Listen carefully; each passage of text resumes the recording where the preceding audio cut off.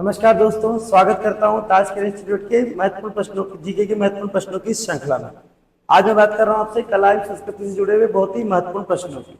ध्यान दीजिएगा, यहाँ पर आ रहे हैं बहुत ही महत्वपूर्ण प्रश्न आप लोगों के लिए। प्रश्न नंबर 1, झालीबाव बावड़ी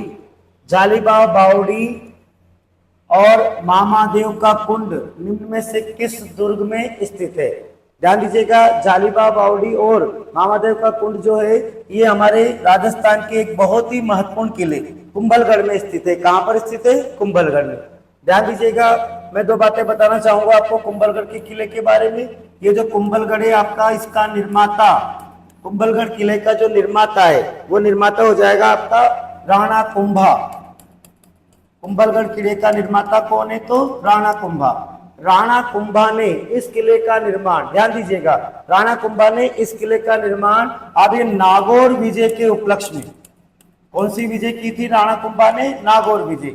नागौर विजय के उपलक्ष्य में आप इस स्थान पर जहां पर ये किला बना हुआ है, कुंभलगढ़ बना हुआ है, यहाँ पर पहले से ही राजा अशोक के एक पुत्र थे जिनका नाम था संप्रति। तो अशोक के पुत्र संप्रति ने यहाँ पर एक छोटी सी गढ़ी बनवा रखी थी। उसी गढ़ी के ऊपर राणा कुंभा ने इस किले का निर्माण करवाया था नागौर विजय के उपलक्ष्य में।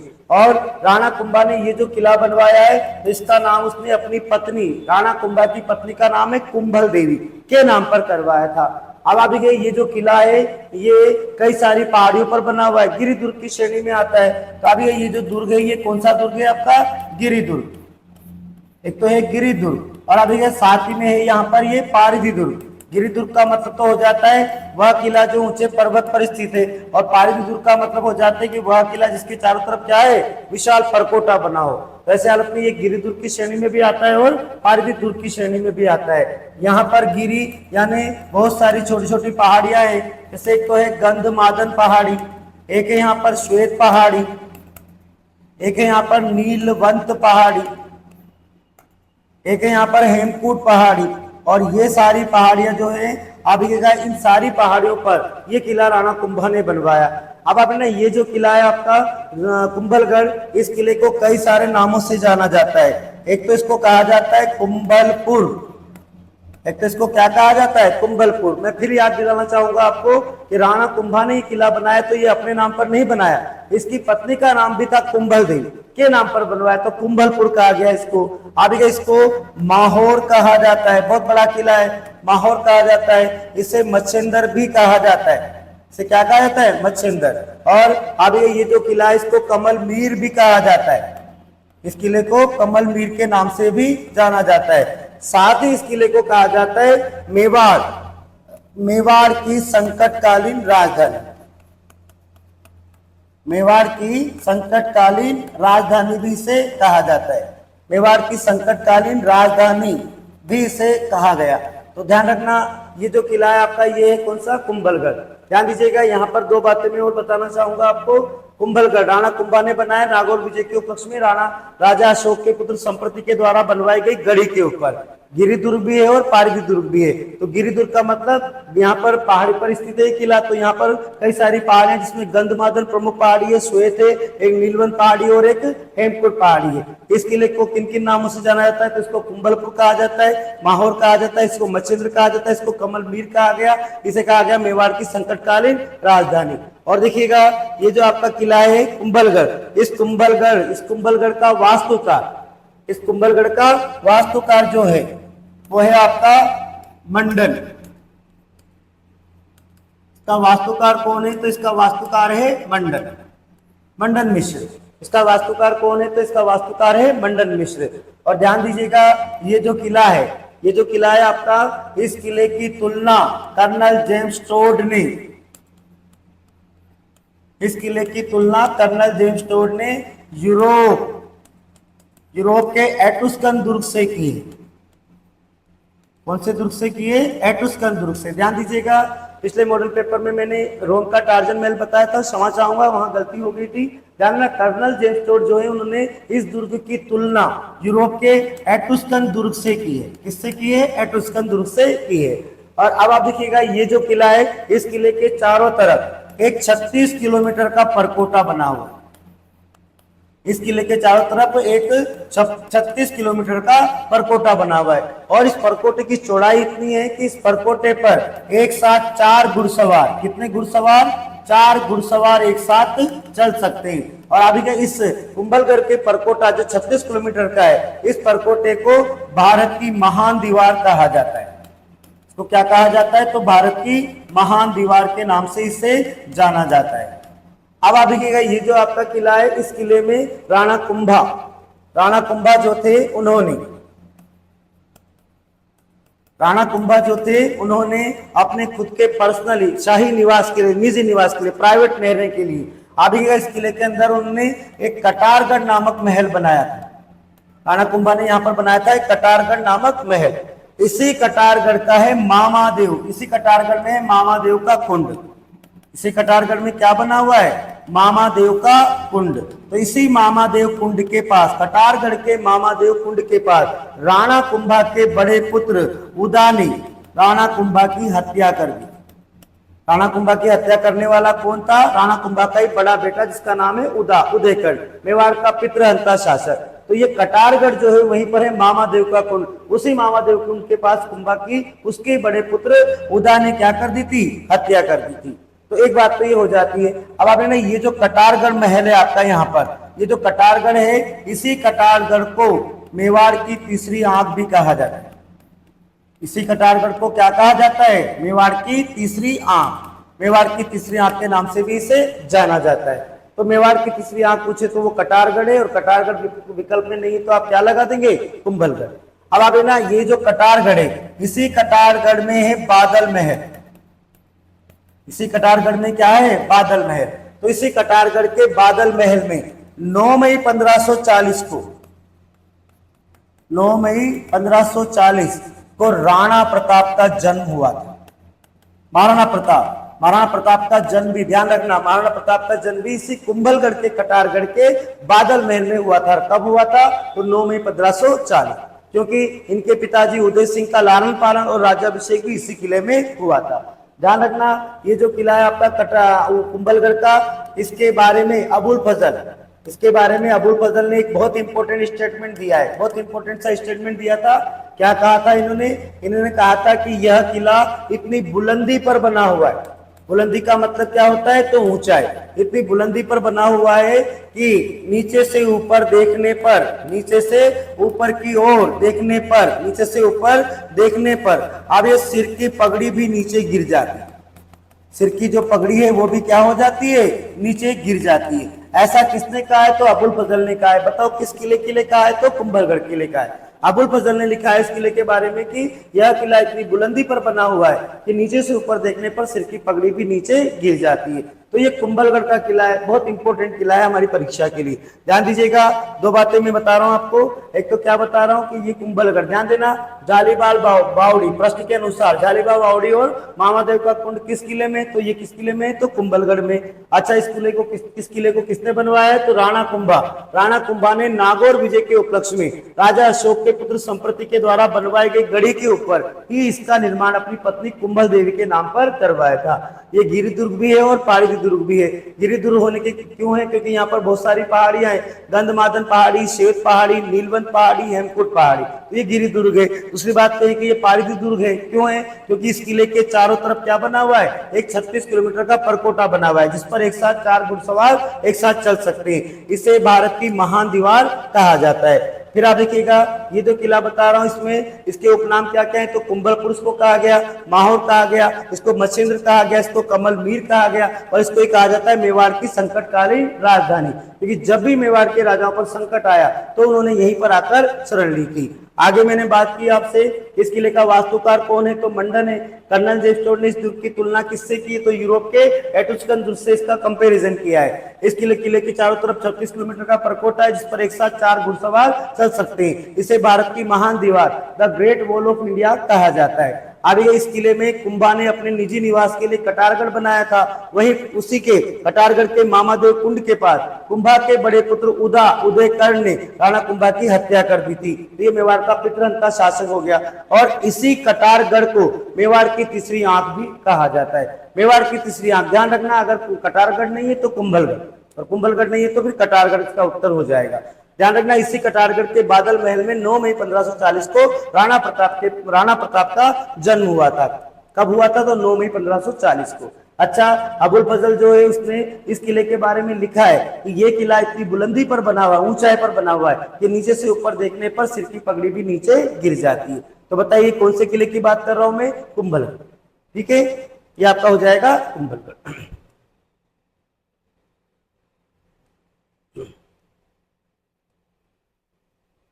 आगे बात करेंगे हम अगले प्रश्न की। ध्यान दीजिएगा, अगला प्रश्न ले रहा हूं मैं आपके सामने, प्रश्न नंबर 2।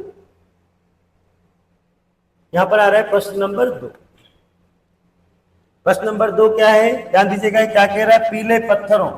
पीले पत्थरों से निर्मित इस किले को सोनार किला या स्वर्ण किला के नाम से जाना जाता है। तो अब ये पीले पत्थरों से बना हुआ ये किला है कौन सा आपका? जैसलमेर। कौन सा किला है ये? जैसलमेर। ध्यान दीजिएगा, जैसलमेर किले का जैसलमेर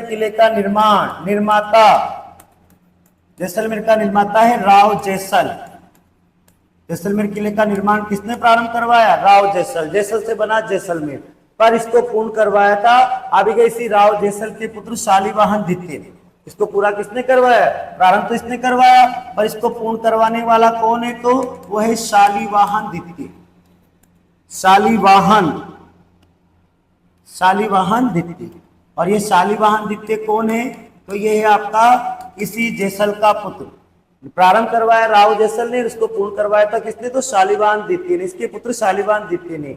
ध्यान दीजिएगा, ये जो किला है ये किला धान व दुर्ग की श्रेणी में आता है। किस दुर्ग की श्रेणी में आता है? धान।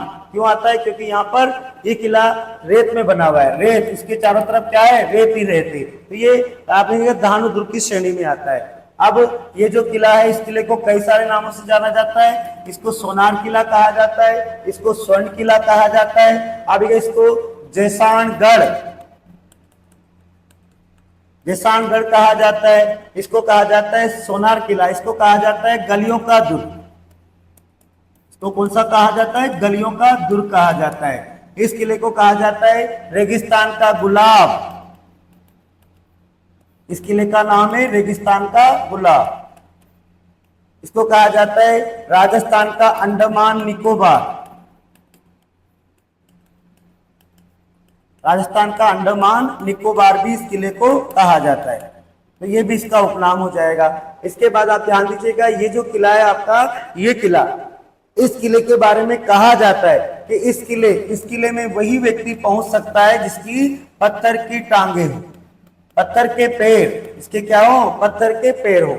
घोड़ा कीजिए काठ का, पग कीजिए पाषाण, अख्तर कीजिए लोहे का, जब पहुंचे जैसान। तो इस किले में कौन पहुंच सकता है? जिसकी पत्थर की टांगे हो। ध्यान देना, इस किले के बारे में यह भी कहा जाता है कि ये जो किला है, इसको दूर से देखने पर, इस किले को दूर से देखने पर ऐसा प्रतीत होता है कि मानो समुद्र में कोई जहाज लंगर डाले खड़ा हो। समुद्र में कोई जहाज कैसे खड़ा है? लंगर डाले खड़ा है, एक जगह पर स्थिर है। आप देखते हैं गर्मी के दिनों में तो धूप में दूर देखते हैं तो आपको पानी दिखाई देता है, स्वर्णिम मरीचिका। तो इस किला रेत में बना हुआ है, इसको दूर से आप देखते हैं तो वो रेत आपको कैसे लगती है? जैसे मानो कोई समुद्र हो। और ये किला कैसा दिखाई देता है? कि मानो कोई जहाज स्थिर है, रुका हुआ है, खड़ा हुआ है। तो ये किसकी विशेषता हो जाती है?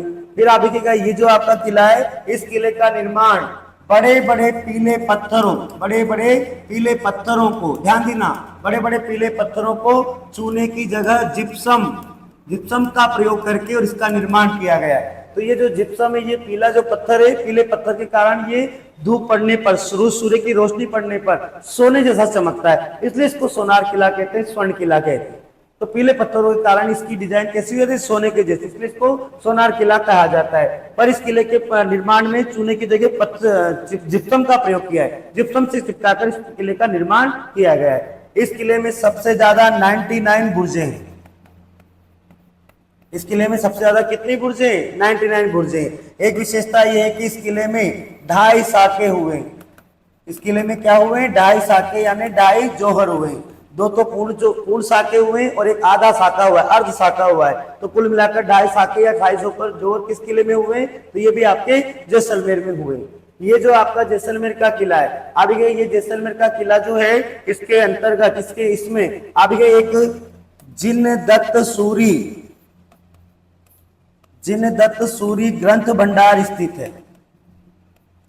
जिनदत्त सूरी ग्रंथ भंडार स्थित है, जो भारत के, राजस्थान के नहीं, यहाँ पर भारत के प्राचीनतम, पूरे भारत की बात कर रहा हूं, प्राचीनतम सबसे पुराने भारत के प्राचीनतम आदि का यहाँ पर हस्तलिखित ग्रंथ, जो पुराने ग्रंथ थे उनकी हैंड राइटिंग, हस्तलिखित ग्रंथों का सबसे बड़ा भंडार है। और प्राचीनतम, भारत के प्राचीनतम हस्तलिखित ग्रंथों का सबसे बड़ा भंडार जैसलमेर के किले में स्थित है। उसका नाम क्या है, तो जिनदत्त सूरी ग्रंथ भंडार। यहाँ पर भारत के सभी प्राचीनतम ग्रंथ, हस्तलिखित ग्रंथ लिखे हुए, पुराने ग्रंथ जो है वो यहाँ पर ऐसे कैसे, इनकी हस्तलिखित यानी इनकी पांडुलिपि अभी यहाँ पर सुरक्षित है। और इसी किले में भारत का प्राचीनतम आदिनाथ जैन मंदिर भी है। यहाँ पर भारत का प्राचीनतम आदिनाथ जैन मंदिर भी है। जो ये जो जैन मंदिर है, ये देलवाड़ा के जैन मंदिर और रणकपुर के जैन मंदिरों की समान क्या है, सुंदर है। और यहाँ पर अभी एक सती की पगोतियां भी रखी है। क्या रखी है यहाँ पर, सती की पगोतियां भी रखी है। तो ये जो पीले पत्थरों से निर्मित किला है आपका सोनार किला, इसे स्वर्ण किला भी कहा जाता है। ये कौन सा किला है आपका, जैसलमेर का। निर्माता कौन है, तो राव जैसल। इसे पूर्ण किसने करवाया, तो इसके पुत्र शालिवाहन द्वितीय ने इसे पूरा करवाया। दानवदुर्ग की श्रेणी में आता है क्योंकि रेत में बना हुआ है। इसे जैसानगढ़ कहते हैं, गलियों का दुर्ग कहते हैं, रेगिस्तान का गुलाब कहते हैं। इसे राजस्थान का अंडमान निकोबार भी कहा जाता है। इस किले के बारे में कहते हैं कि इस किले में वही व्यक्ति पहुंच सकता है जिसकी पत्थर की टांगे हो। और इस किले के बारे में यह भी कहा जाता है कि इसे दूर से देखने पर यह ऐसा लगता है कि मानो समुद्र में कोई जहाज लंगर डाले खड़ा हो। इस किले में सर्वाधिक 99 बुर्जे, 99 बुर्जे हैं। और इस किले में 2.5 साके या 2.5 जौहर हुए थे। 2 तो पूरे साके और एक आधा साका हुआ था। इस किले में भारत के प्राचीनतम हस्तलिखित ग्रंथों का सबसे बड़ा भंडार स्थित है, जिसे हम जिनदत्त सूरी ग्रंथ भंडार कहते हैं। यहाँ पर भारत का प्राचीनतम आदिनाथ जैन मंदिर भी बना हुआ है। और इस किले का निर्माण करते समय पीले पत्थरों को चूने की जगह किससे जोड़ा गया है, जिप्सम से जोड़ा गया है। और यहाँ पहुंचने के लिए क्या चाहिए आपको, पत्थर की टांगे चाहिए। तो ये कौन सा किला है आपका, जैसलमेर का। ये किला हो जाएगा आपका जैसलमेर। आगे बात करेंगे अगले प्रश्न की, ध्यान दीजिएगा। प्रश्न नंबर 3, महत्वपूर्ण प्रश्न, इंपोर्टेंट प्रश्न आ रहा है आपकी परीक्षा के लिए। किस मंदिर के चारों तरफ, किस मंदिर के बारे में कहा जाता है, किस मंदिर के बारे में कहा जाता है कि इसका निर्माण पानी के स्थान पर घी के इस्तेमाल से किया गया है। ध्यान दीजिएगा, ये जो आपका मंदिर है, किस मंदिर के बारे में कहा जाता है कि इसका निर्माण पानी के स्थान पर किसका इस्तेमाल करके, घी का इस्तेमाल करके, टनों मतलब कई मन घी का प्रयोग करके और इस किले का निर्माण, इस मंदिर का निर्माण किया गया है। तो ये मंदिर कौन सा है आपका, ये है भांडा शाह जैन मंदिर बीकानेर। कहां पर है, भांडा शाह जैन मंदिर बीकानेर। अभी का इसका निर्माण शाह भांडा ने करवाया था। किसने करवाया था, शाह भांडा ने इस किले का निर्माण बीकानेर महाराजा राव लूणकरण के समय करवाया था इस मंदिर का निर्माण। और ये जो मंदिर है, ये मूल रूप से किसका मंदिर है, तो ये जैनियों के सुमतिनाथ, भगवान सुमतिनाथ का मंदिर है। और अब सुमतिनाथ की जो मूर्ति है, ये श्वेत मूर्ति है। तो इस मंदिर का निर्माण करते समय यहाँ पर अब ये पानी की जगह घी का इस्तेमाल किया गया था। और शाह भांडा ने इस मंदिर का निर्माण करवाया बीकानेर महाराजा राव लूणकरण के समय। और इस मंदिर में किसकी मूर्ति, तो जैन मुनि है, जैन तीर्थंकर है, सुमतिनाथ की मूर्ति यहाँ पर लगी हुई, जो कैसे रंग की है, तो सफेद रंग की है। तो ये मंदिर कौन सा हो जाएगा आपका, भांडा शाह जैन मंदिर, जो कहां पर स्थित है आपका, बीकानेर में स्थित है।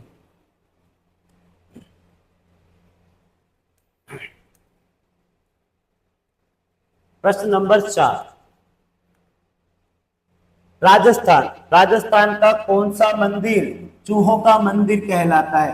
ध्यान दीजिएगा, चूहों का मंदिर, चूहों वाला मंदिर कहलाता है। कौन सा मंदिर है, तो ये है आपका करणी माता का मंदिर। करणी माता मंदिर बीकानेर, देशनोक बीकानेर। कौन सा स्थान है ये, देशनोक बीकानेर। तो देशनोक यानी बीकानेर के देशनोक नामक स्थान पर यह मंदिर बना हुआ है और इस मंदिर का निर्माण करवाया था बीकानेर के राठौड़ वंश के संस्थापक राव बीका के द्वारा। और वर्तमान स्वरूप किसने करवाया? तो बीकानेर महाराजा गंगा सिंह।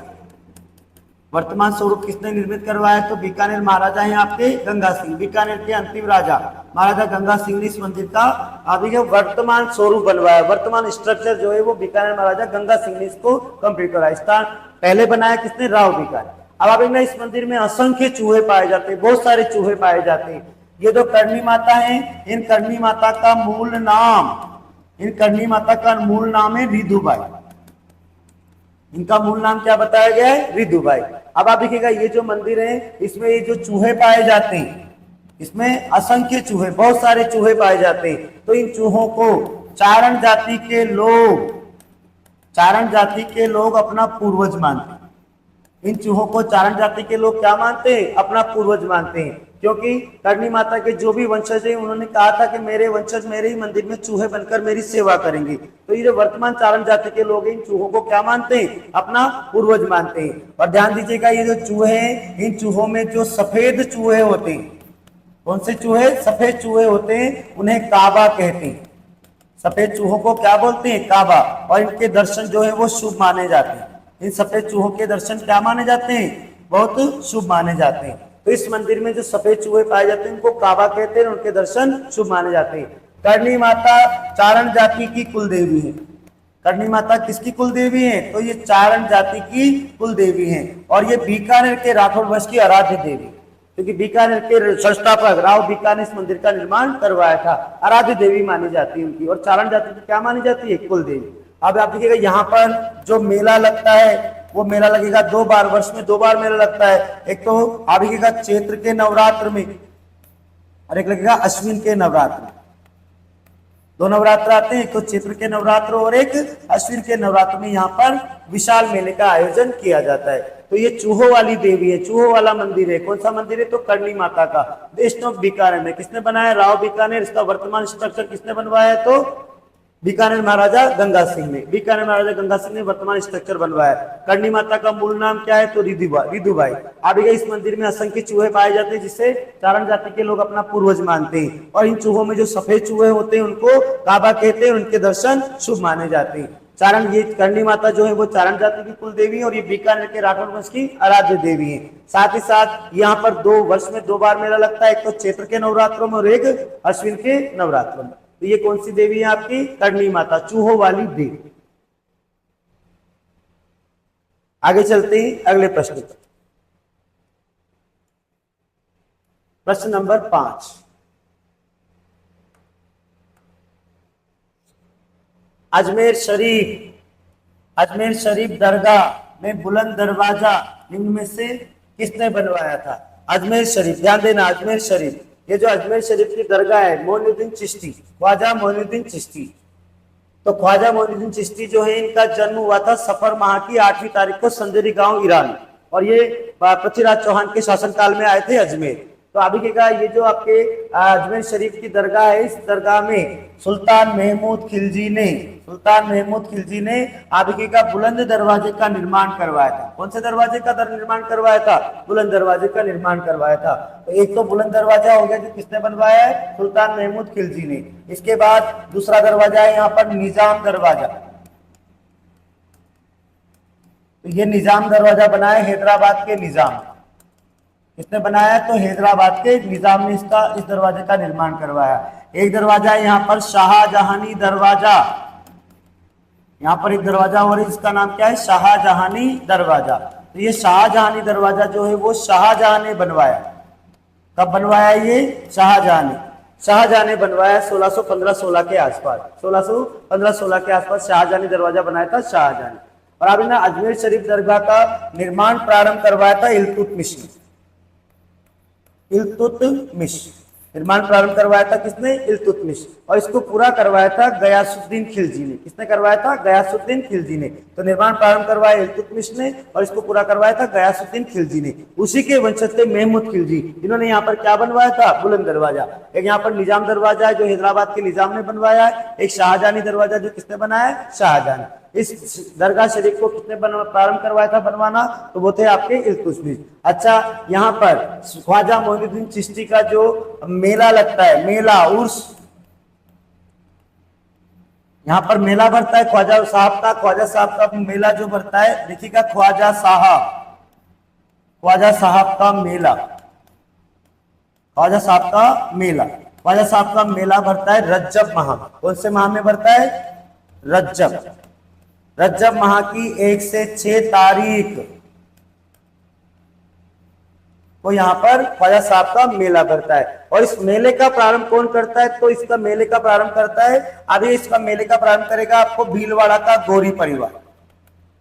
इस मेले का प्रारंभ कौन करता है? भीलवाड़ा का एक गोरी परिवार, वो इस मेले का प्रारंभ करता है। इस प्रकार ये आपके ख्वाजा साहब हैं जो अजमेर में है। तो इस यहाँ पर बुलंद दरवाजा तो बनाया है महमूद खिलजी ने। किसने बनवाया? महमूद खिलजी, सुल्तान महमूद खिलजी। बुलंद दरवाजा बनवाया सुल्तान महमूद खिलजी ने। निजाम दरवाजा बनाया हैदराबाद के निजाम ने। शाहजहानी दरवाजा बनाया शाहजहां ने। और यहाँ पर इस दरगाह का निर्माण प्रारंभ करवाया था इल्तुतमिश ने, और इसे पूरा कराया था गयासुद्दीन खिलजी ने। और यहाँ पर जो मेला भरता है वो भरता है, ख्वाजा साहब का मेला कब भरता है? तो रजब माह की 1 से 6 तारीख तक। और इस मेले का प्रारंभ किसके द्वारा किया था? भीलवाड़ा के गोरी परिवार के द्वारा इसका प्रारंभ किया गया। ये है आपके ख्वाजा साहब की दरगाह और यहाँ के बुलंद दरवाजा। प्रश्न नंबर 6, हवा महल की तीसरी मंजिल, हवा महल की तीसरी मंजिल का नाम क्या है? ध्यान दीजिएगा, हवा महल बहुत इंपॉर्टेंट स्ट्रक्चर है ये। तो अभी के इसकी तीसरी मंजिल का क्या नाम है? तो इसकी तीसरी मंजिल का हवा मंदिर, प्रकाश मंदिर और विचित्र मंदिर। तीसरी मंजिल हो जाएगी यहाँ पर कौन सी? विचित्र मंदिर। ध्यान देना, सबसे पहले सबसे ऊपर, मतलब कहूं कि नीचे ग्राउंड फ्लोर से कहें, अगर सबसे पहले कहें तो सबसे ग्राउंड फ्लोर पर है। मैं आपको ऊपर से बता देता हूं, सबसे ऊपर ही ऊपर है हवा मंदिर। सबसे ऊपर मंजिल कौन सी? हवा मंदिर। फिर यहाँ पर जो नीचे मतलब कहें 4th फ्लोर जो है वो है प्रकाश मंदिर। तीसरी मंदिर हो जाएगा यहाँ पर विचित्र मंदिर। तीसरी मंजिल कौन सी? तो विचित्र मंदिर। फिर फर्स्ट फ्लोर कौन सा है? तो रतन मंदिर। और फिर कहें सबसे नीचे कौन सा है? तो शरद मंदिर। ध्यान रखना, ये उल्टा चल रहा है। ये सबसे ऊपर हाई पर सबसे हाई सबसे मतलब कहूँ कि टॉप फ्लोर ये है। फिर इसके नीचे मतलब 5वां कहें, इसको चौथा कहें, तीसरा कहें, दूसरा कहें, पहला कहें। तो ये मतलब फर्स्ट फ्लोर, नीचे नीचे ग्राउंड फ्लोर है, फिर first floor, second floor, third floor और फोर्थ फ्लोर। ये 5वीं मंजिल हो गई आपकी। अब अभी ना इसका निर्माण किसने करवाया है? इसका निर्माण करवाया 1799। हवा महल का निर्माण कब हुआ है? 1799, सवाई प्रताप सिंह के द्वारा। किसने करवाया इसका निर्माण? तो सवाई प्रताप सिंह ने करवाया है। और ये जो आपका हवा महल है, इसका वास्तुकार कौन है? तो इसका वास्तुकार है लालचंद उस्ताद। इसका वास्तुकार कौन माना जाता है? तो लालचंद उस्ताद कारीगर है इसका। और अब ना इसमें कुल मिलाकर 953 खिड़कियां हैं। कुल मिलाकर इसमें कितनी खिड़कियां हैं? 953 खिड़कियां, झरोके रोशनदान है। कुल मिलाकर 953 खिड़कियां हैं। इसकी आकृति कैसी है? तो इसकी आकृति है भगवान कृष्ण के मुकुट के समान। भगवान कृष्ण के मुकुट के समान इसकी आकृति है। और इसका निर्माण क्यों करवाया सवाई प्रताप सिंह ने? इसका निर्माण करवाया था कि राज परिवार की महिलाएं गणगौर और तीज की सवारियां देख सकें। ध्यान रखना, इसकी 5 मंजिलें, सबसे ऊपर हवा मंदिर, फिर प्रकाश मंदिर, फिर विचित्र मंदिर, फिर रतन मंदिर और फिर शरद मंदिर। इसकी तीसरी मंजिल का क्या नाम है? विचित्र मंदिर। इस प्रश्न का उत्तर हो जाएगा विचित्र मंदिर। किसने बनवाया है? सवाई प्रताप सिंह ने बनवाया। कब बनवाया? तो 1799। वास्तुकार कौन है? तो लालचंद उस्ताद। और इसमें कितनी खिड़कियां हैं? तो 953। इसकी आकृति कैसी है? तो कृष्ण के मुकुट के समान। और इसका उद्देश्य क्या है बनाने का? तो राज परिवार की महिलाएं गणगौर और तीज की सवारियां देख सके, इसलिए हवा महल बनवाया था प्रताप सिंह ने 1799। आगे आ रहा है प्रश्न नंबर 7, शहर और छतरियां सुमेलित कीजिए। शहर और छतरियों को क्या करना है? सुमेलित करना है। ध्यान दीजिएगा, जयपुर में क्या है? तो जयपुर में है गेंटोर की छतरियां। ये रही गेंटोर की छतरियां। और गेंटोर की छतरियां कहां पर है? तो ये जयपुर में नाहरगढ़ है। नाहरगढ़ जो सवाई जयसिंह ने बनवाया मराठा आक्रमण से बचने के लिए, उसमें बनी हुई है गेंटोर की छतरियां। और ये जो गेंटोर की छतरियां हैं, यहां पर आपने सवाई जयसिंह सवाई जयसिंह सेकेंड और उसके बाद के सभी राजाओं की छतरियां यहीं पर बनी हुई है। और छतरियां कहाँ बनती है, मैं इतिहास पढ़ाते समय बताता हूँ आपको। जहां पर राजा का दाह संस्कार होता है वहीं पर उसके नाम की छतरी बना दी जाती है। तो सवाई जयसिंह और उसके बाद के सभी राजाओं की छतरी गेंटूर नामक स्थान पर ही बनी हुई है, जो कहां पर स्थित है, नाहरगढ़ जयपुर में स्थित है। एक राजा को छोड़कर ईश्वरी सिंह की छतरी चंद्र महल में, क्योंकि उसने आत्महत्या की थी, उसकी छतरी अलग। इसी के बाद बना था राजा सवाई जयसिंह के बाद ईश्वरी सिंह, उसकी छतरी चंद्र महल में। तो ये आपकी गेंटूर की छतरियां जयपुर में। इसके बाद छत्र जोधपुर में है आपका जसवंत थड़ा। जोधपुर में क्या है, जसवंत थड़ा। जसवंत थड़ा बनवाया सरदार सिंह ने। जसवंत थड़े का निर्माण किसने करवाया है, तो सरदार सिंह ने बनाया था अपने पिता जसवंत सिंह की याद में। और ये जो जसवंत थड़ा है, इसको आप राजस्थान या मारवाड़ का ताजमहल कहते हैं। तो राजस्थान या मारवाड़ का क्या बोलते हैं, ताजमहल कहते हैं। कहां स्थित है, तो जोधपुर में। इसके बाद कोटा के राजाओं की छतरियां छत्रविलास शारबाग में। कहां पर है, छत्रविलास शारबाग की छतरियां इन्हें कहते हैं, कोटा में। जैसलमेर के राजाओं की छतरियां बड़ा बाग में। कहां पर है, बड़ा बाग। इस प्रकार सुमिलित हो जाएगा, देख लीजिए। एक का हो गया 4, एक का तो कितना हो, एक का हो गया 4। फिर बी का हो गया जोधपुर यानी कि 3, जसवंत थड़ा। कोटा यानी सी, और कोटा की छतरियां को क्या बोलेंगे, छत्रविलास शारबाग की छतरियां। और डी यानी जैसलमेर में क्या है, तो बड़ा बाग। 4 3 2 1 उल्टा चल रहा है, 4 3 2 1 देख लीजिए, ये रहा 4 3 2 1। इसका उत्तर हो जाएगा 4 3 2 1, तो ये इसका उत्तर हो जाएगा। ठीक है, ये आपकी सुमेलित कीजिए छतरियां। ध्यान रखना, कभी कभी प्रश्न बनते हैं, यहां से भी महत्वपूर्ण सी छतरियां मैंने यहां पर ली है। आगे मैं बात कर रहा हूं प्रश्न नंबर 8। सुमेलित कीजिए, प्रश्न चल रहा है सुमेलित कीजिए। फिर सुमेलित करना है, देख लीजिए क्या सुमेलित करना है हमको। उदयपुर में क्या है, देख लीजिए यहाँ पर नतमल की हवेली, बागोर की हवेली। उदयपुर में क्या है, बागोर की हवेली है। उदयपुर में है बागोर की हवेली। इसके बाद जैसलमेर में क्या है, तो जैसलमेर में नथमल की हवेली। कौन सी हवेली है, नथमल की हवेली। और फिर जैसलमेर आ गया, तो यहाँ पर सालिम सिंह की हवेली भी है। फिर इसके बाद फलोदी में क्या हो गया, तो फलोदी में हो गया आपका लालचंद चड्ढा की हवेली। अब वो सुमेलित कर लीजिए, यहाँ पर जैसलमेर 2 बार आ रहा है, तो ऐसे हालत में यहाँ पर सुमेलित उल्टा सीधा हो सकता है। देख लीजिए, उदयपुर एक का हो जाएगा 2, एक का 2, ये रहा 2, एक का 2, यहाँ भी है, यहाँ भी है। फिर जैसलमेर का 1, फिर बी का हो जाएगा 1 नहीं ले रहा है, ये ले रहा है बी का 3, ये बी का 3, बी का क्या ले रहा है, ये 3, तो बी का 3 भी हो जाएगा, बिल्कुल हो जाएगा।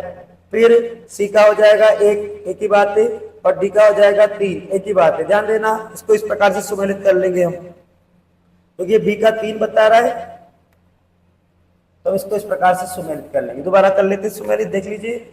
उदयपुर में तो क्या है, बागोर की हवेली। फिर बी का ले रहा है 3, एक ही बात है, दोनों जगह जैसलमेर लिखा है, तो आप इसको कर लीजिए। फिर जैसलमेर, बी का 3, एक का 2 हो गया। फिर बी का ले रहा है 3, बी का 3 नहीं आएगा, गलत है, बी का 4 हो जाएगा, बिल्कुल बी का 4 ले लेंगे यहाँ पर, ये 4 सालिम सिंह की हवेली। ठीक है, उसके बाद फिर जैसलमेर में क्या बच गई, तो नथमल की हवेली। और फलोदी में क्या बच गया, तो ये बच गया आपका लालचंद चड्ढा की हवेली।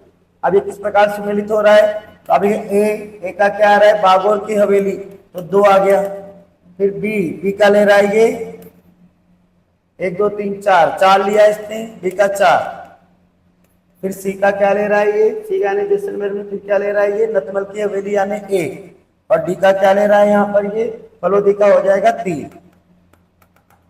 इस प्रकार 2 4 1 3, 2 2 4 1 3, ये उत्तर बनेगा इसका उत्तर बनेगा इस प्रकार से। ध्यान रखना, यहाँ पर ये जैसलमेर 2 बार ले लिया ना इससे, बी और सी में, इसलिए उत्तर मिलाने के लिए मैंने ऐसा किया। नहीं तो सालिम सिंह की हवेली भी जैसलमेर में, नथमल की हवेली भी जैसलमेर, आप बी से भी मिला सकते हो और सी से भी मिला सकते हो। तो इसलिए मैंने यहाँ पर ही उत्तर निकालने के लिए इस तरह की प्रक्रिया को अपनाया।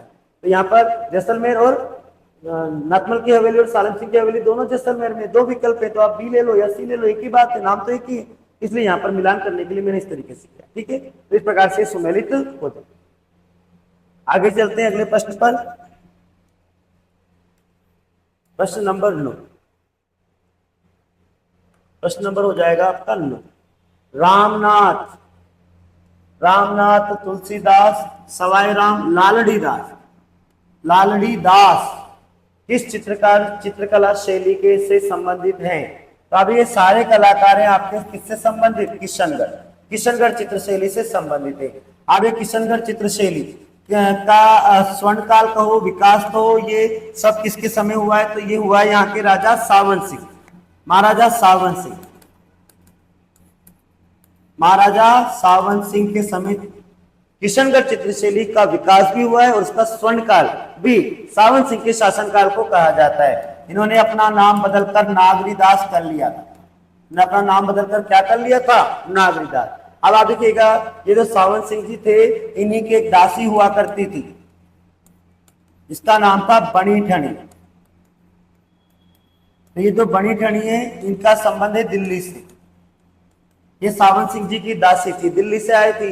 तो सावन सिंह जी जो थे, वो ये बनी ठनी बहुत सुंदर महिला थी, तो सावन सिंह जी की प्रेमिका भी थी, ये इनकी दासी थी और बाद में इनकी प्रेमिका हो गई थी। तो इन्हीं सावन सिंह जी ने इस बनी ठनी को राधा के रूप में चित्रित करवाया था। किस रूप में चित्रित करवाया? राधा के रूप में। और स्वयं हो गए नागरीदास, भगवान कृष्ण का पर्यायवाची, तो स्वयं को तो भगवान कृष्ण के रूप में और बनी ठनी को राधा के रूप में चित्रित करवाया था। और ये जो बनी ठनी है, इसके सारे चित्र निहाल चंद मोरध्वज ने बनाए। के सारे चित्र किसने बनाए? निहाल चंद मोरध्वज। और इस निहाल चंद मोरध्वज ने चित्र बनाने के बाद इन पर अपना नाम भी लिखा था, फारसी भाषा में अपना नाम भी लिखा था।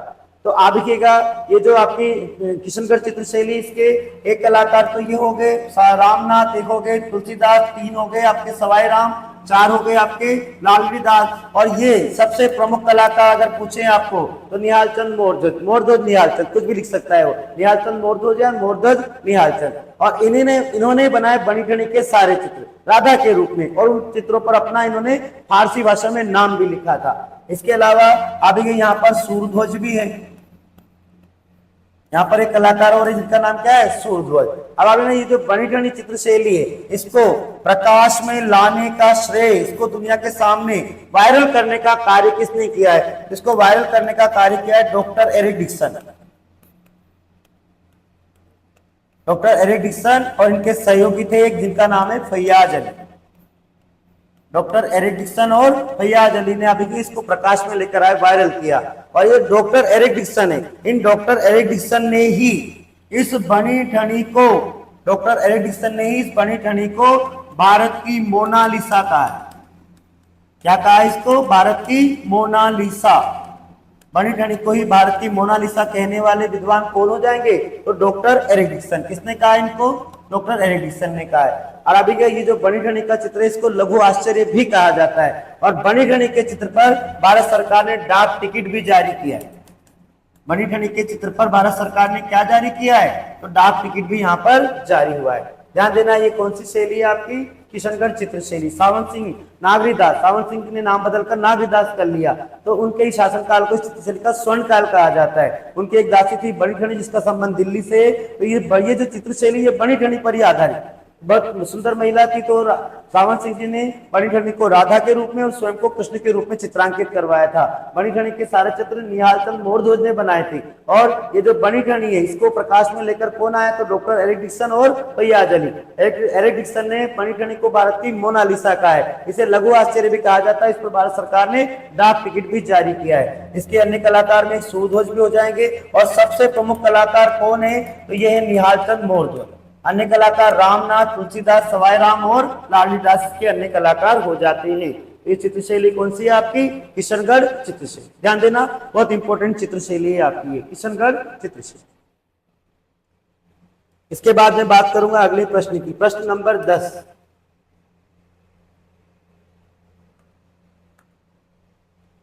दाबू प्रिंट, इंपॉर्टेंट क्वेश्चन, हस्तकला से संबंधित बहुत इंपॉर्टेंट क्वेश्चन है।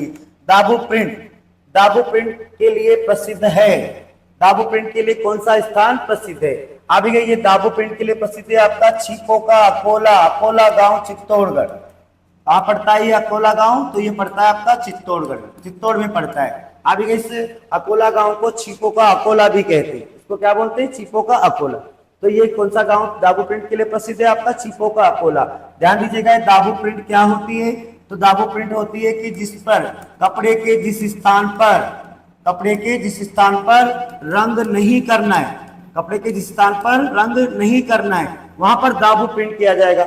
मान लीजिए कोई सफेद कपड़ा है, उसके कुछ भागों पर आपको रंग नहीं करना है, बाकी पर सारे भाग पर रंग करना है, तो जहां जहां रंग नहीं करना है वहां पर आप क्या कर देंगे? दाबू कर देंगे, दाबू लगा देंगे। अब ये जो दाबू है, दाबू प्रिंट होता है, ये 4 प्रकार का हमारे राजस्थान में।